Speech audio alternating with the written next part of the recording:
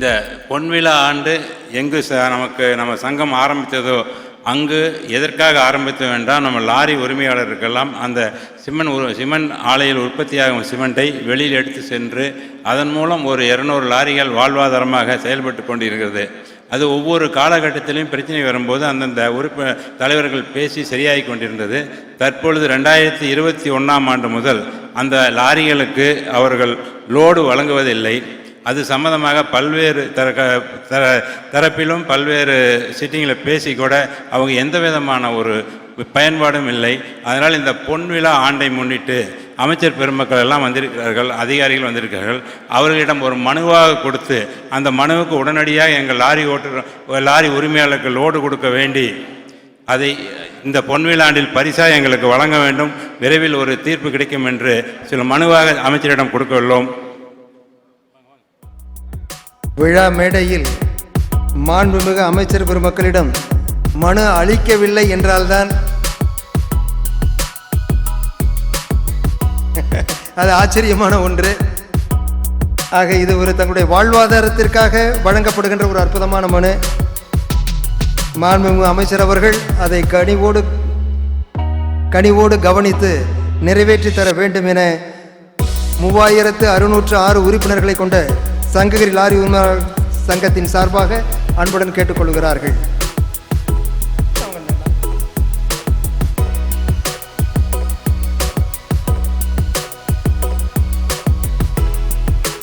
அன்புடனும் பாசத்துடனும் வழங்கப்பட்ட இந்த மனுக்களை ஏற்றுக்கொண்ட மாண்புமிகு அமைச்சர் பெருமக்களுக்கு நன்றியை சொல்லி 33 உறுப்பினர்களோடு தொடங்கப்பட்ட இந்த சங்ககிரி லாரி உரிமையாளர் சங்கம் இன்று 3606 உறுப்பினர்களுக்கு 50 ஆண்டுகள் உயர்ந்திருக்கிறது. இந்த பொன்விழா ஆண்டில் வர இருப்பது சிறப்புரை.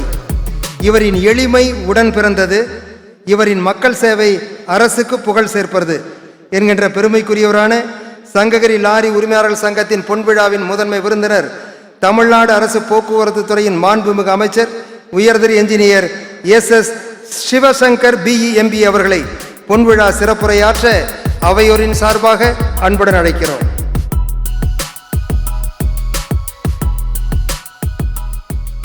சங்ககிரி லாரி உரிமையாளர்கள் சங்கத்தினுடைய 50வது ஆண்டு பொன்விழா நிகழ்ச்சியில் கலந்து கொண்டு விழா பேருரை நிகழ்த்த இருக்கின்ற மாண்புமிகு நகராட்சி நிர்வாகத்துறை அமைச்சர் அன்பிற்கும் மரியாதைக்கும் உரிய அண்ணன் KN அவர்கள் உள்ளிட்ட மேடையில் இருக்கின்ற அத்தனை பேருக்கும் என்னுடைய அன்பு கலந்த வணக்கத்தை தெரிவித்துக் கொள்கிறேன். விழாவில் கலந்து கொண்டிருக்கின்ற லாரி உரிமையாளர்களுக்கு என்னுடைய வணக்கத்தை தெரிவித்துக் கொள்கிறேன். இந்த சிறப்புமிகு நிகழ்ச்சியில் பங்கேற்க வாய்ப்பளித்தமைக்கு என்னுடைய நன்றியை தெரிவித்துக் கொள்கிறேன். வழக்கமாக இது போன்ற ஒரு சங்கங்கள் இருந்தால் அவருடைய பிரச்சனையை தீர்த்து கொள்வதற்கும் பொழுதுபோக்கு நிகழ்ச்சிகளை நடத்துவதற்கும் மாத்திரமே இருக்கும் என்கின்ற அந்த பெயரை உடைத்து சங்ககிரி லாரி உரிமையாளர்கள் சங்கம் இங்கே ஒரு சிறப்பான மற்றவர்களுக்கு எடுத்துக்காட்டான நிகழ்வுகளை முன்னெடுத்து கொண்டிருக்கின்றார்கள். இந்த பகுதியில் இந்தியன் ஆயில் கார்பரேஷன் மூலமாக அந்த பெட்ரோல் பங்க் எப்படி சிறப்பாக செயல்படுகிறது என்று அந்த நிறுவனத்தின் உயர் அலுவலர் எடுத்து கூறினார். இந்த சாலையில் நாங்கள் செல்லுகின்ற பொழுதெல்லாம் பார்க்கின்ற அந்த வாய்ப்பை பெற்றிருக்கின்றேன். அதே போல் இன்றைக்கு இந்த சங்கத்திற்கான பல்வேறு கட்டங்கள், அதன் மூலமாக புதிய தொழில்கள், அதன் மூலமாக அந்த இருக்கின்ற உறுப்பினர்களுக்கான பணிகளை செய்கின்ற சிறப்பான பணிகளை எல்லாம் செய்கின்ற சங்கத்தினுடைய வளர்ச்சி இன்னும் சிறப்பாக அமைவதற்கு என்னுடைய வாழ்த்துக்களை தெரிவித்துக் கொள்கிறேன்.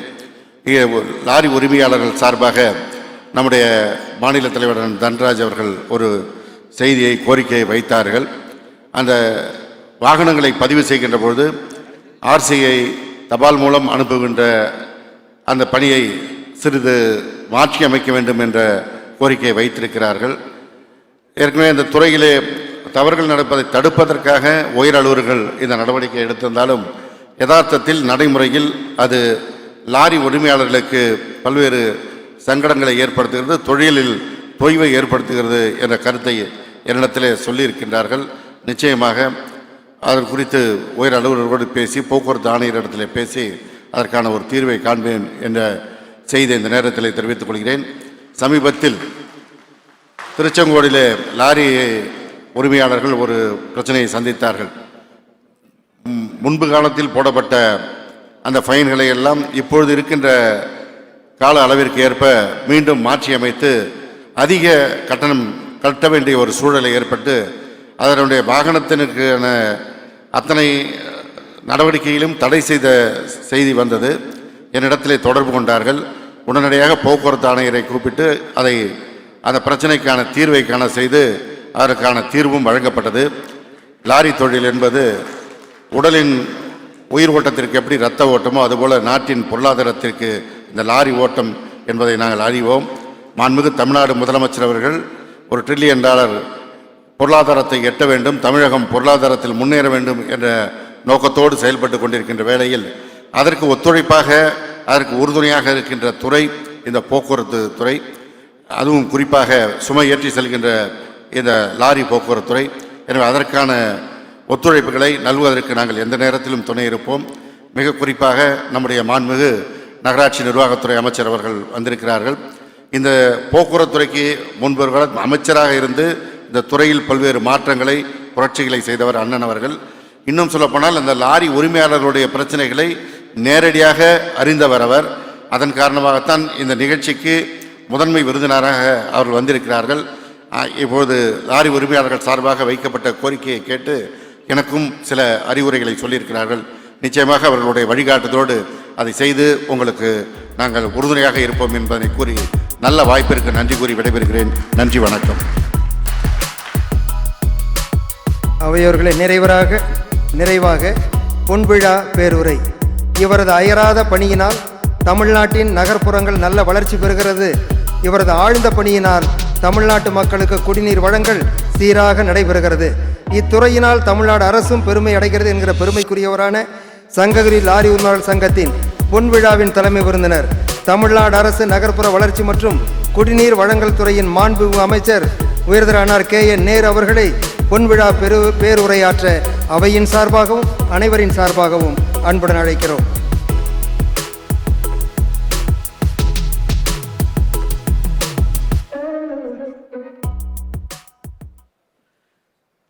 சங்ககிரி லாரி உரிமையாளர் சங்கத்தினுடைய பொன்விழா நிகழ்ச்சிக்கு தலைமையேற்றிருக்கின்ற தலைவர் மரியாதைக்குரிய கந்தசாமி அவர்களே, இந்த பொன்விழா நிகழ்ச்சியிலே கலந்து கொண்டு என்றைக்கும் இந்த அரசும் நானும் உங்களுக்கு உறுதுணையாக இருப்பேன் என்று உறுதி கூறி அமர்ந்திருக்கின்ற நம்முடைய தமிழ்நாடு போக்குவரத்துறை அமைச்சர் அன்பிற்கினிய சகோதரர் சிவசங்கர் அவர்களே, வருகின்றிருக்கின்ற மாவட்ட வருவாய் அலுவலர் அவர்களே, கோட்ட வருவாய் அலுவலர் அவர்களே, இந்த பகுதியினுடைய மாவட்ட கழக செயலாளர், எங்களது இயக்கத்தின் மாவட்ட கழக செயலாளர், சேலம் பாராளுமன்ற உறுப்பினர் அன்பிற்கினிய சகோதரர் செல்வகணபதி அவர்களே,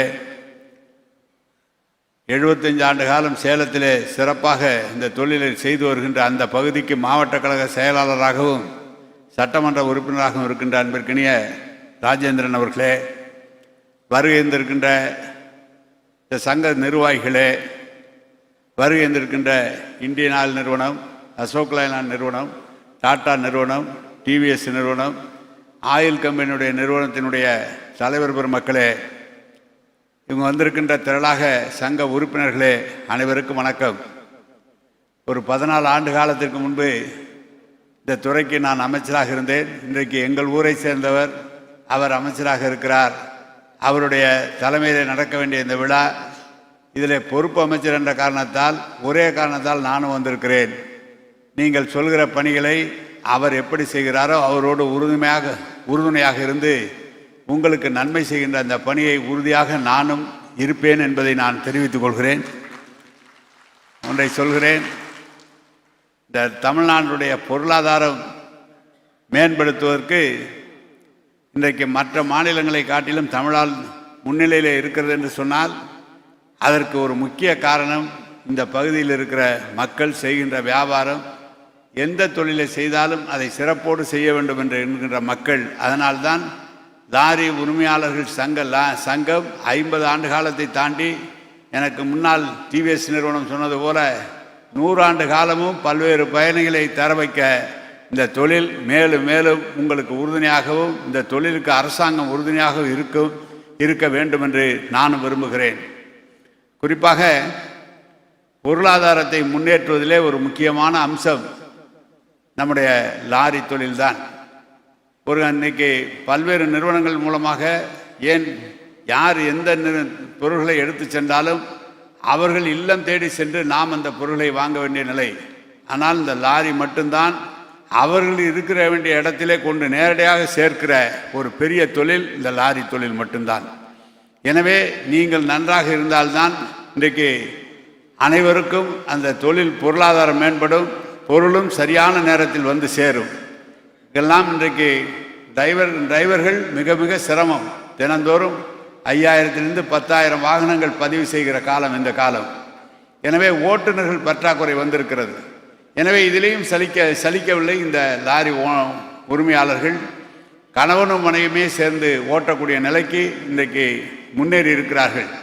எனவே இந்த தொழிலில் ஒரு சங்கடம் என்று சொன்னால் அதை தீர்ப்பது நம்முடைய முதலமைச்சர் இன்றைக்கு தளபதி அவர்கள் அதில் குறிப்பாக கவனம் செலுத்தி செய்வார்.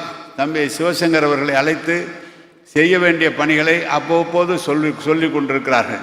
நான் கடந்த காலத்துக்கு செல்கிறேன். நாங்கள் அமைச்சராக இருந்தபோது ஒரு நாள் ஒன்றுக்கு சராசரியாக சென்னையில் மட்டும் தமிழ்நாட்டில் மட்டும் 5000 வண்டிகள் பதிவாகும். 5000 வண்டிகள் பதிவாகிற போது ஆர்டிஓ ஆஃபீஸ் பற்றாக்குறை, பிரேக் இன்ஸ்பெக்டர் ஆஃபீஸ் பற்றாக்குறை, ஆட்கள் பற்றாக்குறை.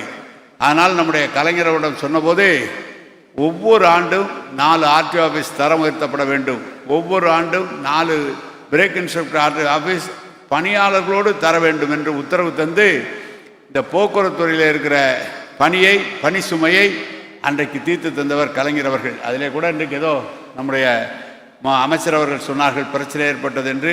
அப்படி ஏற்பட்டால் அதையும் உடனடியாக நான் பேசி சரி செய்வேன் என்று சொல்லியிருக்கிறார். குறிப்பாக நான் இந்த பகுதி மக்களுக்காக நான் வருகிறேன். எந்த தொழிலை செய்தாலும் கொங்கு வேள சமூக மக்கள் சிறப்பாக செய்வார்கள். முதலிலே விவசாயத்தில் நானும் விவசாயி. ஆனால் பணப்பயிர் விவசாயம் அன்றைக்கு முன்னேறினார்கள். பணப்பயிரிலிருந்து லாரி தொழில் வந்தது. சிறிய லாரி 7.5 டன் லாரி 10 டன் லாரியாக மாறியது, 10 டன் லாரி டாரஸாக மாறியது, டாரஸ் ட்ரெய்லராக மாறியது, ட்ரெய்லருக்கு வந்த பிறகு ரிக்காக மாறியது, ரிக்குக்கு பிறகு முட்டை தொழில் வந்தது, முட்டை தொழிலுக்கு வந்த பிறகு கல்வி பயணத்திலே கல்வி கூடங்களிலே அமைக்கக்கூடிய வந்தது. படிப்படியாக இந்த பகுதியில் இருக்கிற 7-8 மாவட்டங்களும் பொருளாதார ரீதியாக யாருடைய தயவும் இல்லாமல் தமிழக மக்களுக்கும் தாங்களும் உயர்ந்து தமிழக மக்களும் உயர்த்திய ஒரு பெரிய சமுதாய மக்கள் வாழ்கின்ற பகுதியிலே இந்த லாரி தொழிலையும் மிக சிறப்பாக விடாமல் செய்து கொண்டிருக்கிற இந்த பகுதி, அதில் இருக்கிற சங்கம், அந்த சங்கத்திலே 50வது ஆண்டு விழா, அதில் நாங்கள் கலந்து கொண்டிருக்கிறது எங்களுக்கு பெரிய மகிழ்ச்சி.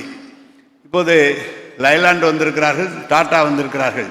அவர்கள் தங்களுடைய வியாபாரத்தை பெருக்குவதற்காகவும் உங்களுடைய தேவையை அறிந்து கொண்டு செயல்படுவதற்காக வந்திருக்கிறார்கள்.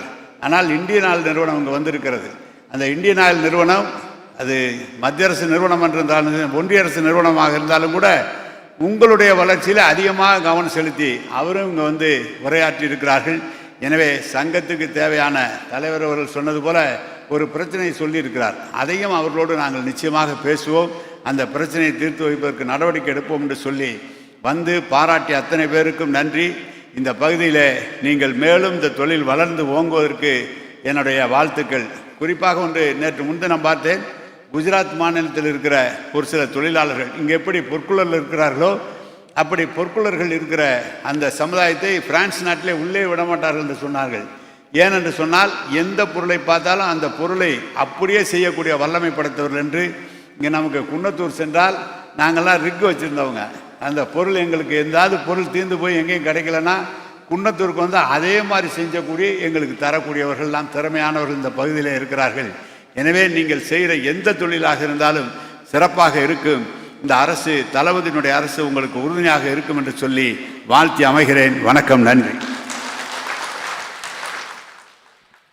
அவையவர்களை தங்களது பல்வேறு பணிகளுக்கிடையேயும் சங்ககிரி லாரி உரிமையாளர் சங்கத்தினுடைய பொன்விழாவில் கலந்து கொண்டு கல்வெட்டை திறந்து வைத்து மலரை வெளியிட்டு உரியவர்களை கௌரவித்து வாகனங்களுக்கான சாவிகளை வழங்கி பெருமை சேர்த்திருக்கிறார்கள். மாண்புமிகு அமைச்சர் பெருமக்கள் பொன்னான உரைகளை வழங்கியிருக்கிறார்கள்.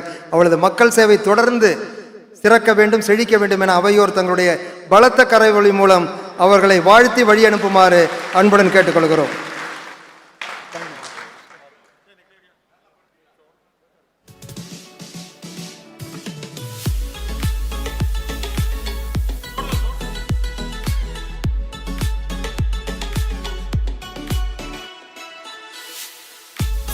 தொடர்ந்து காலை நிகழ்ச்சிகள் நடைபெற இருக்கிறது. பல்வேறு பெருமக்கள் இங்கே வாழ்த்துவதற்காக இருக்கிறார்கள். சற்று அவையோர் காத்திருக்குமாறு அன்புடன் கேட்டுக்கொள்கிறோம்.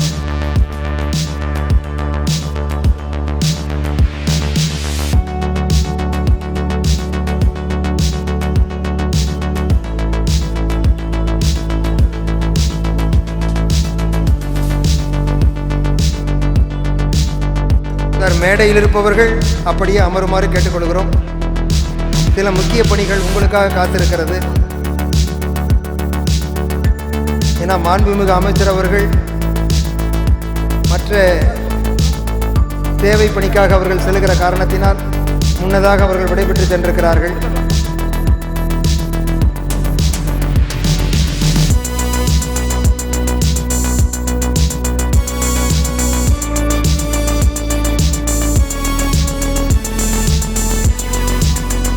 ஏற்கனவே நாம் சொல்லியதைப் போல இந்த சங்கத்தினுடைய நிர்வாகிகளை கௌரவிக்க வேண்டும் என்று வருகை புரிந்திருப்பவர்கள் நாட்டுப்பண்ணிற்கு பிறகு தயவுசெய்து மேடைக்கு வருமாறு கேட்டுக்கொள்ளப்படுகிறார்கள்.